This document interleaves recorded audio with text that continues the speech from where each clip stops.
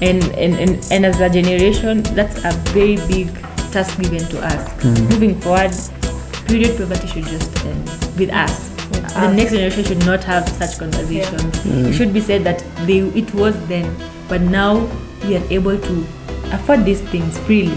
Should be, in schools, you should be having these things in schools. It's a university, for heaven's sakes. It's 12 for 1 p.m.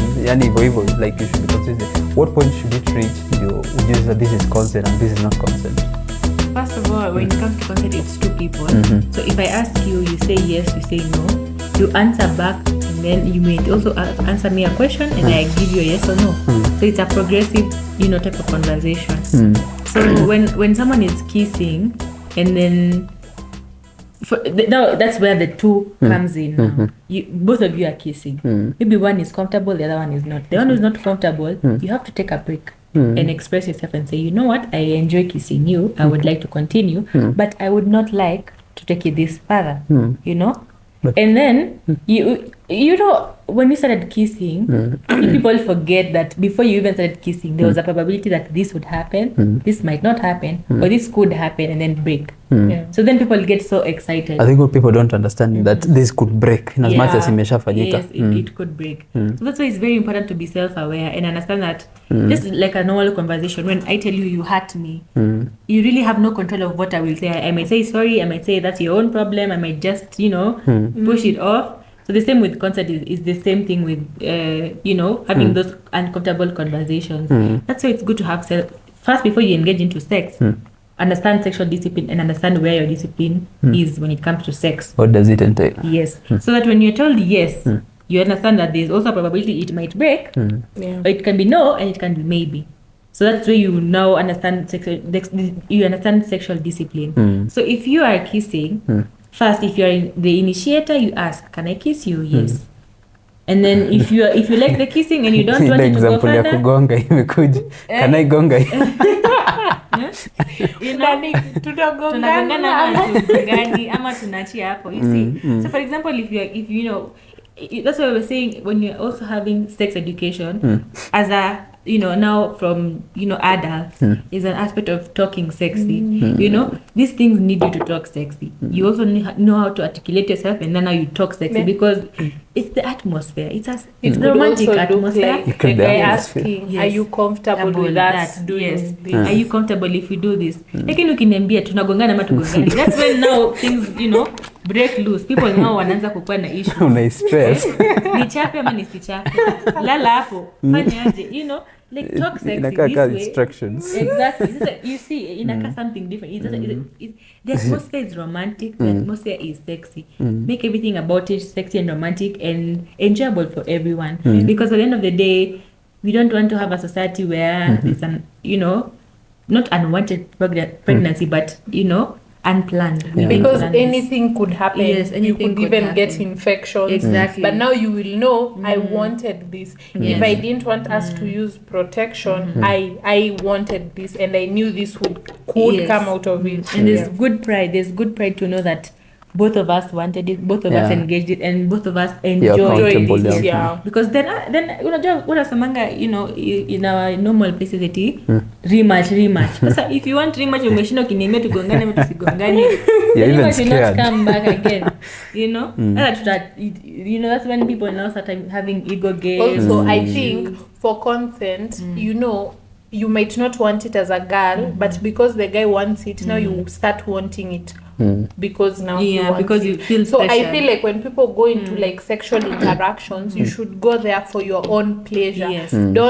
I don't know if it's society that has made sex look like a power dynamic where now it's the men who are supposed to enjoy the sex, the men who want the sex, but it's the men that initiate the sex even from like a while ago. So now I feel the narrative should change to, as a woman I can initiate sex, I can want sex, and I go in there for my pleasure, not to like necessarily pleasure them. Or it could also look like I go there for my pleasure, but I know they want to be pleasured, and the guy could also be like, I go there for my pleasure, but I understand they also want to be pleasured. And then also just the way we talk, like as peers, the way we describe sex, the names we've given sex these days are very Very different. Yeah. mechi, kupeana, Kugongo. so kuna ule kugongwa.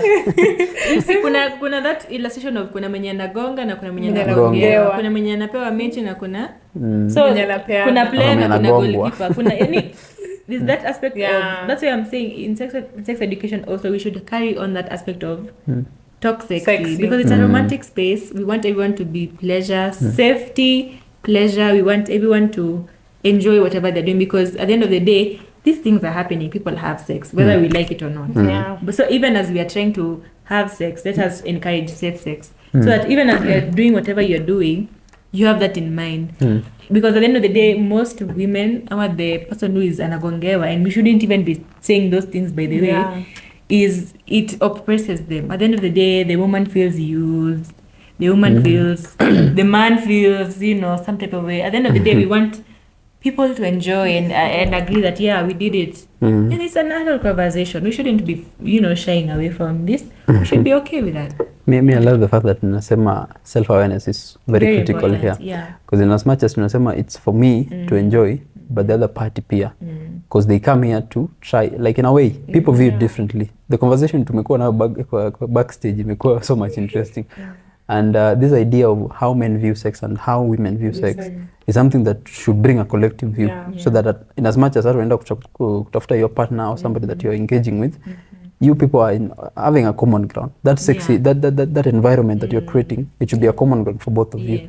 At the end of the day, I have this, but I'm regretting this. And that is why unapatanga mtu akiulizwa about their body counts. Kuna zingine tu zinakuanga considerable na kuna zingine zenye you feel like I wouldn't want to mention that. And also as a generation too, also when you talk to your peers, you also realize that there's some when people are talking about their sex experiences, there's some that are very, you know, emotional, like your boy alikuwa na handle vizuri, I really liked how he was, you know, and even when you talk to your friends and girls, and even for yourself, you just say, hapo lazima nirudi. I really liked how it felt. Then is that one when you remember, you're like, hata ukimwona kwa barabara, you just you go the other way because you don't want to kill them. That's what I'm saying. It gives you, like, even when you're sharing, I don't know if in high school girls would share and then be like, hey, that boy is really nice. Hata kama he's a player, you know, he always does his things well. That's why many girls like him.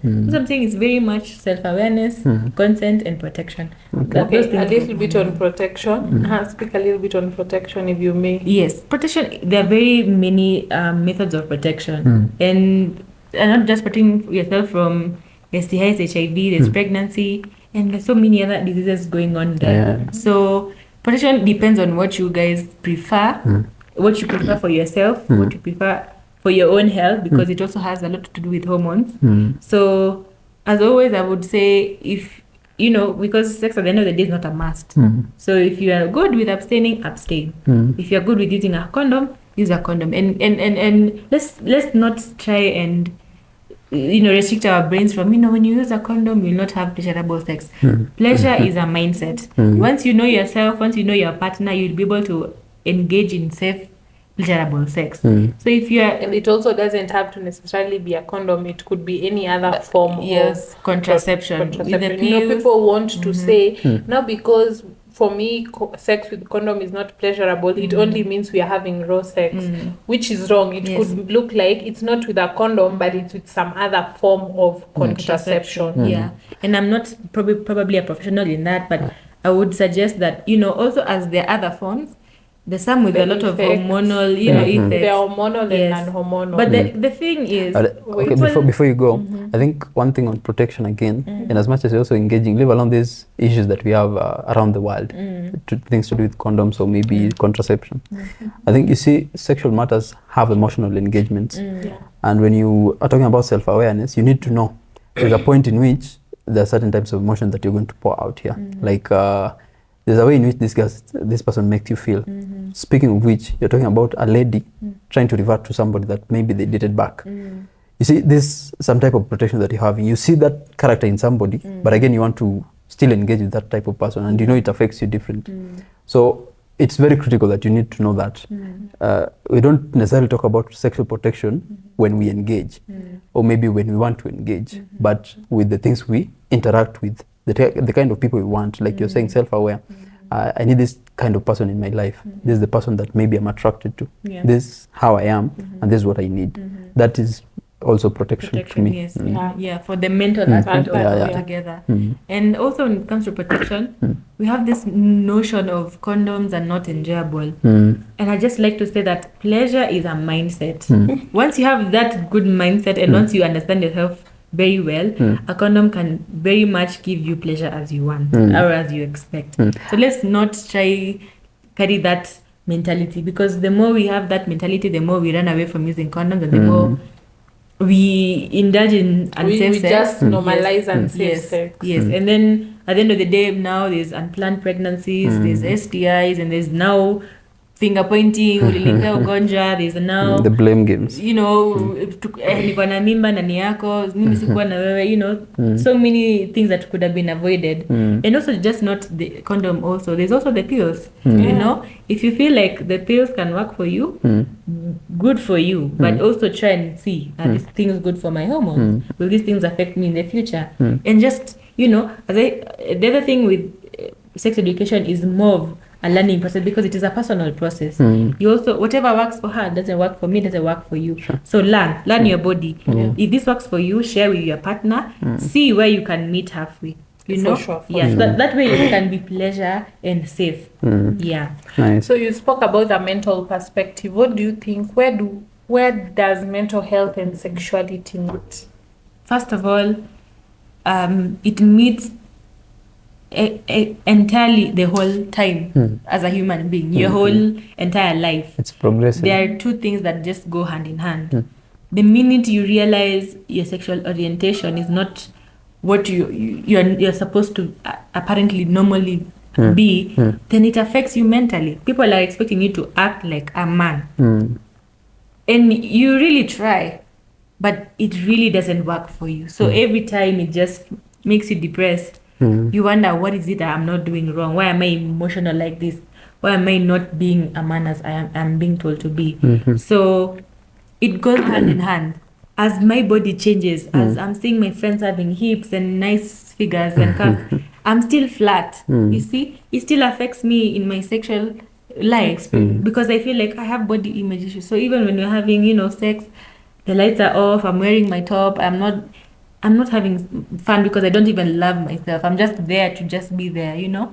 So it's a process. Even as you grow, it's something that goes hand in hand with your mental health. And especially now during the sex activity, if you're not so self-aware, especially mentally, it becomes oppressive. And it is oppressive to many women because they engage in sex because they feel they have to. They feel they need to, you know, be there for the man, you know, let the man enjoy themselves using your body. It's like they're satisfying them. Yes, exactly. So they're just there for the satisfaction of a man, and it becomes oppressive. Even in marriages now, there's those things that, you know, marital rape, relationships that where you have now been in relationships for 3 years, 4 years, there's rape there, but you can't say it as rape because it is assumed now that you're together, you should have sex, but these things need to be talked upon because the more we run away from them or we shy away from them, it gives us anxiety. Now you see your partner, you're now anxious. You don't know what to do. You don't know when you see them, you're now anxious because you're not comfortable around them. You're not comfortable sharing with them that, you know, I want to use a condom. I want to, you know, I want to try and use a pill. This pill is not enough, you know. There's depression now. Once you've been, you know, having sex and it's not enjoyable to you, you're not depressed because you're sharing with your friend and your friend is saying that she's enjoying hers. So it's just depressing. And I feel like this whole idea of women being instruments to men has been perpetuated by culture. Yes, yeah. Because a lot of matters sexual purity, sexual whatever, has been tied to women's identity. And to a larger extent, they've embraced it. Yeah. And I feel like even as much as people get into relationship, like the basic question that people maybe ask themselves, what is the ideal type of person that you want for a relationship? If I may ask, what if you describe that, we can go with you. Ideal? We go with Val, which one? Okay. We'll go with everybody, but Ideal partner. yeah. Okay. Well, I'm not looking for an ideal partner yet, But I have an assumption that when I will be, I would want someone tall. I would want someone... Oh, you're laughing. I like. Yes, I feel like I just want tall. I don't know.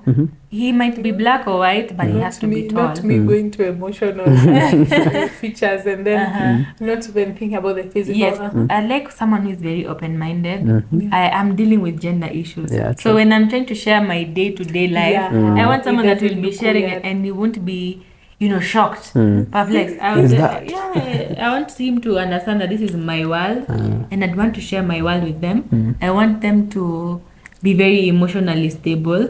Someone that has a lot of faith. Faith is very important for me when I'm looking at someone who is very faith. And not just like prayers and anything. No, I want someone who is having a lot of faith in whatever they're doing for themselves, in their family, and even in me. So when I'm sharing my challenges, they're like, okay, I know you got this, and you've done this before. You did that. You will do this, and you will forever. And I would like someone that is very comfortable with such conversations, daily life experiences, and they're not afraid to say how they feel, and they're not afraid to go against the societal stereotypes. They're as free as possible, and they're themselves, very self-aware, very self-indulging, and just a jovial person, and their aura is just exemplary, extravagant. Okay. That unique one. What would they want? Atume na Mungu. From your mouth to God's ears. I don't know, kind. I don't know, open to like learning. Yeah, someone who has like believes in themselves and their craft. Yeah, very kind. There's a time I sat myself down. I basically think I'd want someone who's like me. I sat myself down and asked myself, Marvin, would you teach yourself? Would you? I would. You 100%. would. Yeah. So now I think I'm measuring on like being who I want someone to be to me. So yeah. Okay. So yourself, like. Yeah, but they should be taller. Yeah. Or at least I don't know. I also want kind. I feel like someone kind. Someone that can just put it to use very kindly. Yeah. Because life is tough. Life is very hard. Someone who is you don't need a partner that stresses you. And you? Okay, me, unfortunately, they say whatever you want is not what you get. God forbid. Hey. But anyway, for an ideal partner, I would go with somebody who is intellectually stable. Okay. Because I'm one person who would like to engage with you. You see, anytime, like I told you, I'm a curious person. And I always like to pick ideas from people, not necessarily people that maybe are making a difference somewhere. Anybody can give me an idea. And so I would like to engage you intellectually, like to levels that you can add something to me, because I know, not necessarily as a pack of something that I'm coming with on the table, like they always say, but I'm somebody that when we engage with you, I trust that I impact your life in different ways. So intellectually, I would like to also be added to. And then somebody that are respectful, like not to me necessarily, but respectful to themselves first of all. Because when you're respectful, kuna vitu zenye, like it brings in the aspect of boundary. Like you're going to form boundaries for yourself, so that hata kama nisipokuwa na wewe, like sianzi kuwa na insecurities, like oh my partner iko hivi. No. So aspect of respect, na ikikuja kwa matters zenye tunaweza handle, like when you come together with somebody, you're trying to look for the end goal. The end goal up a possibility ni we have a family and stuff like that. So respect in this case it to serve better, because the things maybe challenges tunaweza go through as individuals, ndio. And when we come to share, ama maybe when we use our different approaches, kuna emotions zenye zinaweza come up. So will that respect still be there in terms of maybe status? Because I believe kila mtu to some point uta rise in your ways and in power and something like that. So your aspect is very critical. And you said kind. Kind to yourself, so that hata maybe if you're facing the challenges, maybe life is being hard on you, you're kind to yourself, and then you let it go your partner, because there's something in a strong emotional burden. A lot of people don't necessarily talk about that in their relationships. Unapata maybe you're looking to your partner as somebody mwenye sasa utakuwa una run to when some of these things ziko. Forgetting about maybe pia anaweza kuwa na the same thing. So that is very, very critical. Okay, you spoke about like being self-aware and knowing your body. So what does like body image or like confidence affect in the sexual world? I mean, when you see yourself in a certain kind of way where it's negative, that's the perception you have for everyone. You see, like, everyone is seeing you as, you know, ugly, not good looking. So you become insecure. And when you become insecure, you're not as expressive as you ought to be. You're not as confident in saying what you want. You're not even sure about your consent. Is it a yes or a no? So that is now how it affects in the sexual world. You need to be self-aware. You need to know your self-worth. Whether you have whatever the society believes is the, you know, beauty standards, you need to be self-aware so that you can be able to conform to, if it's a yes, it's a yes. If it's a no, it's a no. Otherwise, when you are shaky, when you are insecure, it's certain, you know, and then it affects you mentally, because then you keep feeling used because you didn't even want it to begin with. You're not even sure if you really wanted it. Yes. So now when it happens, you feel used, you feel drained, you feel emotionally lost. So it's good to embrace who you are. It's good to embrace your body, its uniqueness. If we didn't have the societal standards of beauty, then everyone would be perfect and everyone would enjoy their daily lives. But they are there, and you need to now navigate around them and understand that you can't be the same as somebody else. But you, whatever you have, it's enough, and someone will like you as you are. And it doesn't matter what people think. As long as you think, as long as you deem yourself fit, that's enough. You'll eventually get someone that will accept you as you are. Yeah, that's interesting. So we've spoken on like culture and family and how they view sexuality, but we did touch on like the religion part. What would you say about that? Because when I read about like societal sex regulators, religious organizations play a role. I think all the institutions, if you look at schools, religious institutions, families, they really play a big role into bringing some of these ideas that we embrace. And in as much as Val is going to talk about it, like you said, they're there. We need to navigate, not necessarily embrace them. Because I've been corrected actually here. I thought you're supposed to embrace. You don't supposed to pick things as they are in the society. Because you see, the world is evolving. The life we're living is not the same as those like they lived it before. And so we navigate through some of these institutions and at times question them. It's not wrong to question. You just need to know why. And I think that is very key. I mean, you know, when you look at culture, there's some positive things and negative things. Even when we're looking at stereotypes in culture, there's some positive cultural stereotypes and the negative ones. When it comes to religion and sexuality, so many things will be said depending on someone's religion. But at the end of the day, I would say take it seriously, but also ensure whatever, because it is a personal choice. We may tell you, read by the book, this is what the law says, but at the end of the day, you know what you do behind those doors. You know, you're the one who knows what you choose to do. I cannot be there watching, spying, and when I catch you, be like, hey, you know. At the end of the day, whatever you decide to do, it's a personal choice. I don't think people start, you know, doing whatever they do and they start saying, culturally, no. They do it and they do it personally, and their own personal, with whatever convictions that they do in their mind. So my message would be, your culture, your religion will shape you. Fine. I will not try and, you know, because at the end of the day, your culture is different than mine, your religion is different than mine. I would just say one thing: be safe. Make sure it's safe and it's consented. Because as a gender person, I don't look at it as a healthy, safe, and it's consented. And I'm not looking at it from a cultural perspective, or I'm looking at it from a gender perspective. Male, female, and all genders inclusive. Are we safe? Is it consented? Are you happy? Is it good for your physical, mental health? If that's okay with you, that's okay with me. Nice. And that's all that matters. As long as you're safe. It's nice. I'm loving the conversation. Because at the end of the day, if you're not safe, then you won't engage in that religion or in that culture. So you put your personal self first, the rest will follow. Yenyewe ulikuwa umeprepare for this. Well, in as much as you're also talking about that, one final question that I have for you is this idea of now navigating into the digital world. Like you see now this generation of ours, how should we go through this? should I embrace you? No, nasema you're not looking for a partner sahi. I don't know.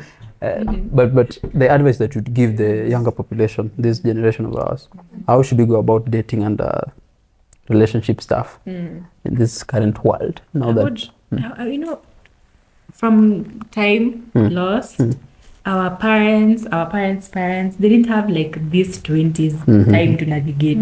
They would finish school, marriage. We are lucky we have that. At least we have that. And at kama we give each other pressure of, oh, we need to get married by 30. Take it, you know, day at a time. Because I even look at our parents' marriages, they're not perfect. They have their own positive things, but then they're not perfect. But I would encourage us for take your time. Take your time. Take this your 20s and enjoy. Me as a woman, I really take them seriously because I know when I become a mother, I'll be taking motherhood very seriously. So I take this time to tell my young peers, let's enjoy embracing being by ourselves. Get your house first. Know how you live. Get your finances right. Know how to budget. How do you work with this budget? How to get a job, you know, and get your facts right. Be emotionally stable. Mentally, you are stable, you know. You're doing well. Things come, whatever they come may, you still navigate through them. Difficulties of life. But as you even, you know, find yourself, you'll continue finding like-minded people. Yeah, true. My dad usually tells me, if you want to do something, say you want to go and watch a game, and you want to go, and you've asked your friends, and your friends are not like, hey, you're not going. You will go day one, maybe you'll be by yourself. By the time you're coming out, you'll find someone with a like-mind. Yeah. So you go again 2 times, you'll now find people that, you know, friends of that, you know, idea. So it's good to, same thing with going for a run. You go the first day, there are not so many people. The next day you see, how many people come at 6:30 when I go to 7. So now you start going by, so that's that you can be joining them and you get morale, you know. So it's work on yourself first. When you work on yourself, you find someone that is like-minded like you. Things will not be difficult. But then if you just jump into it because people are doing it, because it's trending, because it's boyfriend's day and you want a gift, it's Valentine's Day and you want to be alone. You're compensating. Then things don't work out in the long run because you're not doing them for the right purposes, for the right reasons. Okay, when he spoke about the digital world, there's something that always comes up on digital platforms, pornography. How does pornography affect sex? I mean, pornography is our first, I would say, because, you know, at that time, when you're a teenager, parents are not so sure what to say to you about sex. So for our generation, unfortunately, it exposes us to our first sex education. So there's that, you know, aggression, oppression of women when you watch pornography. It's not realistic. It's very unrealistic standard of sex. So now, I mean, personally for myself, I've watched pornography and I've seen all those things, and it's like, is this really what it should be? Because when you watch pornography and then you watch a movie, it's like two different worlds. So you read a book and watch pornography. And then there's also, when you watch pornography, there's no consent. No one is being asked for consent. But then when you watch a movie, it's like, oh, there's someone who is asking for consent. And it also depends on the movie, but most of them are usually, you know. But it's good now that we know pornography and its effects. We move away from that conversation. We try and learn, embracing learning concepts that are meaningful when it comes to sex education. You've watched this, you've been watching pornography, now try and learn. By the way, what are some of these things that you're talking about? Because if you live by pornography, then it's not the same thing in the reality world. Because you'll touch a woman the way you watched porn, and then it's not like, but I watched in pornography. Why are you not conforming? I can explain. Okay, so one last one from me. Do you think we are out of like, what would I call it, period poverty? Are we out of the woods yet? We have a long way to go before we get there. A very long way to go. From where I stand, many people look at you from a university student, person from Nairobi. Maybe in these, you know, towns we don't have that, or as rampant, but in the mashinani shida iko tena iko mingi sana, and we have a very long way to go because you can see the way our government is acting towards such issues. it's not being taken seriously, and it is just something that can be solved very easily. But then we just overlook because we see you can afford pads, I can afford that. You assume your sisters, but